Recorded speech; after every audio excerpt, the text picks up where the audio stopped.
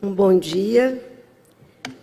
Meus agradecimentos a esse honroso convite para esse encontro que seguramente tem um sentido histórico, não só pela longevidade do PENAI, mas pelo que se anuncia para o futuro, tanto aqui no Brasil, como também no diálogo com outros países. Meus cumprimentos à Veridiana, minha colega aqui no painel, e também a Ana Terra, como moderadora. Eu quero aqui, inicialmente, só me reportar a um importante debate que nós fizemos em 2024, em maio, aqui em Brasília, sobre a necessidade de conseguirmos realizar ajustes, adequações, para que povos indígenas, comunidades quilombolas, povos e comunidades tradicionais possam ter garantido efetivamente o seu acesso ao PENAI. Quero também aqui cumprimentar as representações de SECANES, dos gestores da FNDE, do Ministério da Educação. Quero também cumprimentar merendeiras, cozinheiras, alunos e alunas que porventura aqui estejam, e as organizações não governamentais, como a que eu trabalho, que também atua na execução deste programa. Quero chamar a atenção para o reconhecimento necessário sobre os sentidos dos sistemas alimentares tradicionais e de seus sujeitos de direitos. Esse tema nos chama a atenção para a importância de considerarmos, como Veridiana já dizia, a sociobiodiversidade. Porque falar de sociobiodiversidade é falar da nossa enorme diversidade genética, diversidade de espécies, de variedades, de paisagens, mas falar da diversidade dos nossos povos. Nós somos um país pluriétnico, embora tantas e tantas vezes tenhamos que relembrar que nós precisamos manter vivos os debates, as denúncias contra os preconceitos. Mas esse tema ele nos faz um chamamento para examinar a adequação dos processos e instrumentos de compras locais do PENAI desses povos. Porque nós precisamos, de fato, favorecer a promoção de sistemas locais de abastecimento, e muito importante essa lembrança neste momento que estamos diante de uma realidade que é da inflação do preço dos alimentos.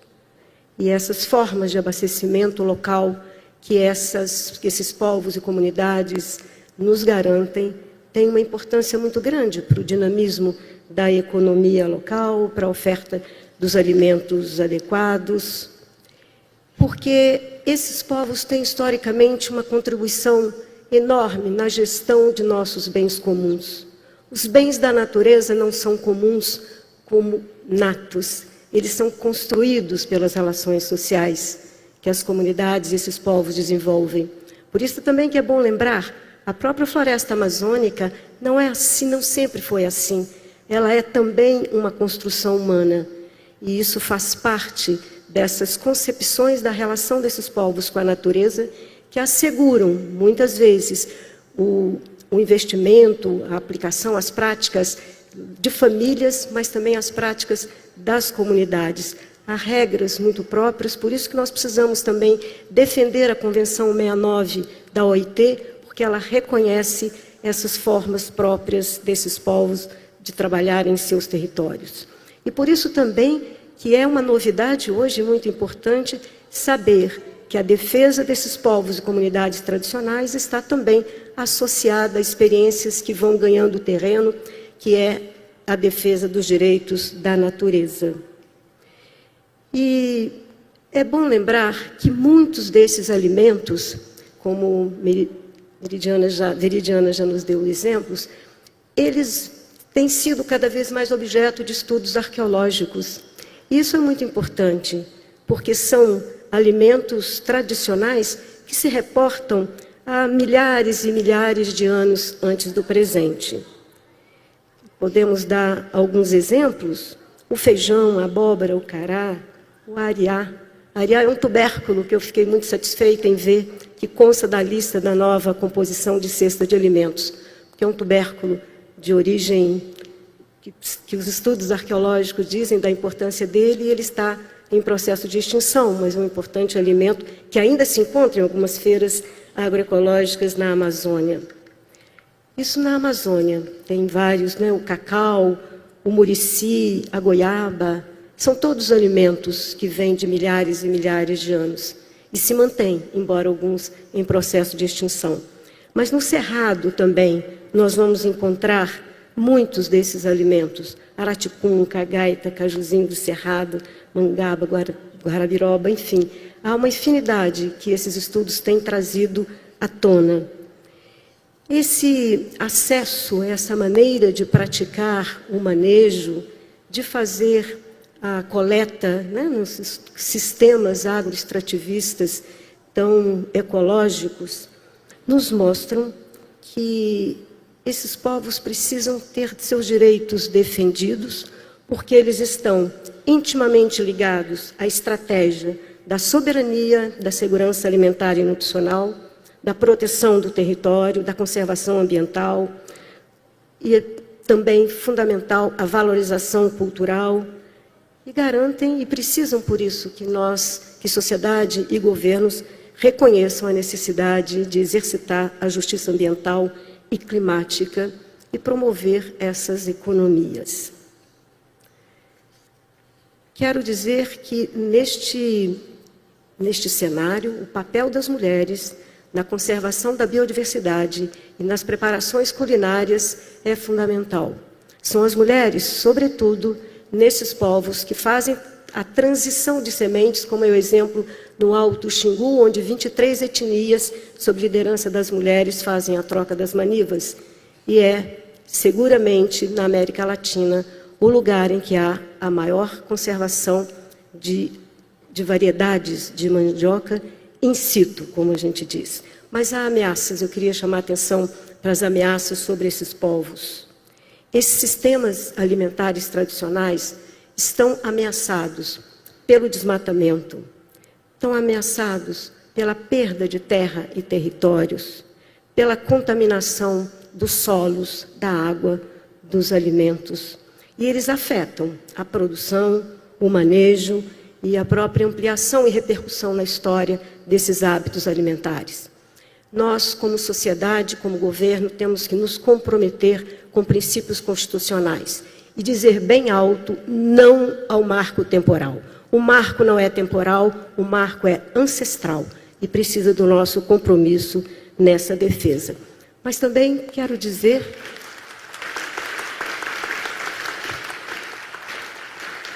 que nós temos alguns marcos que são novidade na nossa história e que podemos dizer, pela primeira vez na história do Brasil, o Decreto 6.040, por exemplo, anunciado, debatido e assinado, né, em períodos anteriores do governo Lula, asseguraram o reconhecimento de uma enorme quantidade de comunidades tradicionais.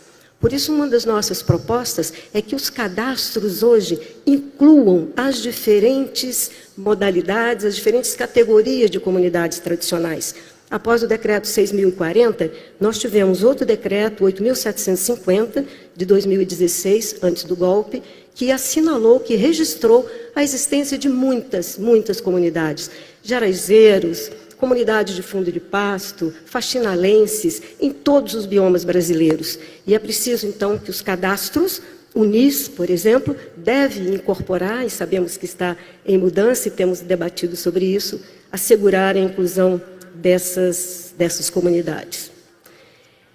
Porque é triste também observar que em muitos lugares, entre povos indígenas, quilombolas e comunidades tradicionais, tem havido uma transição alimentar pela incorporação dos alimentos processados e ultraprocessados.